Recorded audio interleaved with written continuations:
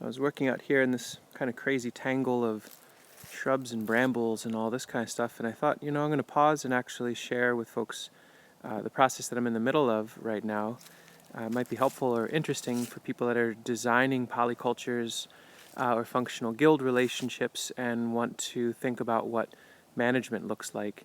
And so this is a guild, believe it or not, an intentional planted guild put in about 8 years ago with elements added over the years.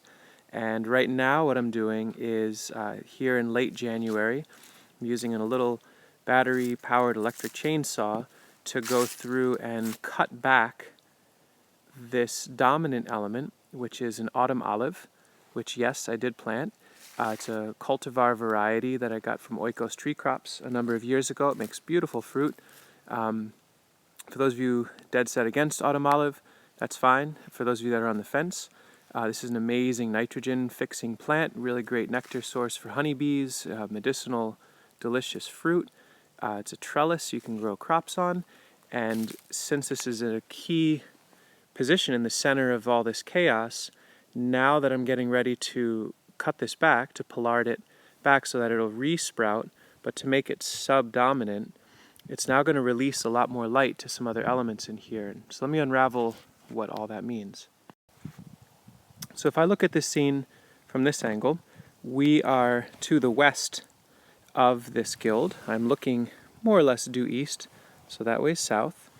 And let me explain what's happening in here.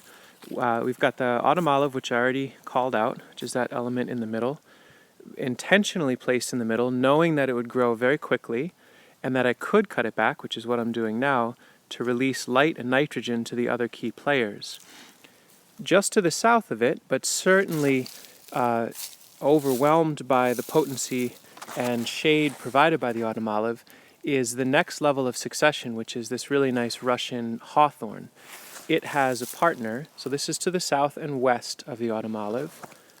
The other one, which will give it pollination partnership, so the two can be fruitful, is to the east and a little north of the autumn olive.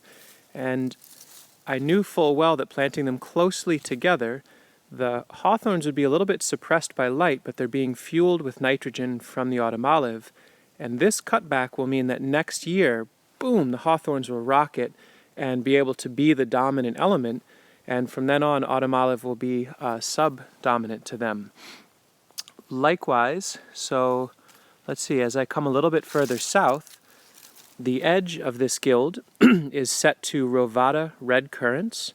They're so easy to plant. I just basically stuck cuttings in the ground, and they've rooted, and they provide a really nice fruit layer. And since they're to the south of the autumn olive, they're far enough south that this pruning event has very little influence on them as far as light access, but it will provide a plush plume of nitrogen as the roots on that autumn olive die back a bit. So that's kind of nice. They have comfrey, you can't really see it now, but planted as a rhizome barrier between them and the grass. And a little to the west of them is a Carpathian walnut, which 10 years, 20, maybe even 30 years from now will most likely be the keystone or dominant element. You can see it's leaning hard to the south because this tree really wants a lot more light than it'll get. The autumn olive being released over it will help it to straighten up and right itself. I'm not too concerned about that. And then to the west and north of this is basically a suckering, thicket-forming scenario of a mixture of a few cultivar hazelnuts, which are these beautiful golden whips. You can see the male catkins this winter. They'll be followed by beautiful female catkins in the spring. They make lots of little nuts, and running through it is rugosa rose, which is this powerhouse beast. Spikes with spikes on spikes. Let me see if I can get it to view or focus. There you go. Craziness. So that keeps the deer out of this scene a little bit, or at least it helps. And it's easy enough. I can go through and cut back the old branches or cut back any that are suckering and spreading into areas that I don't want and lay them on the ground, and that helps with rabbits and mice and all that from scurrying through and girdling much. And there's raspberries running throughout. But really this whole basic guild, the keystone elements are actually the autumn olive was the keystone, and now it's becoming secondary to these Russian hawthorns, with the idea of the Carpathian walnut eventually being the true overstory, hawthorn being shade tolerant enough that that should be compatible.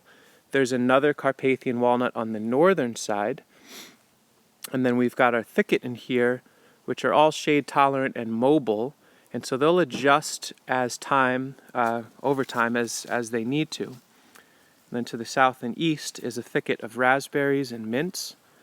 These are a little bit easier. If needed, I can just take a push mower and whack them all down and zero them out and have them sprout again.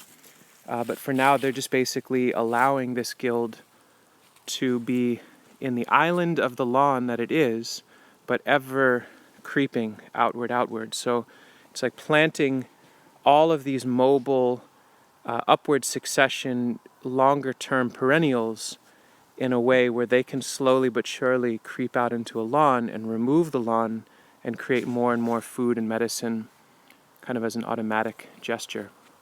So I'm going to get back to it. I'll prune the rest of this autumn olive. It's kind of neat to think there's even enough growth in here that I'll be able to get some firewood. It'd be interesting to see how autumn olive burns. So let me finish coppicing and then we'll finish up this video. I'll cut back with a ton of slash and tops that have their own yield, which I'll show in a moment. So it's a little bit of a hike, but these are all the tops of the autumn olive piled up in a brush wall between us and the road to help deflect deer.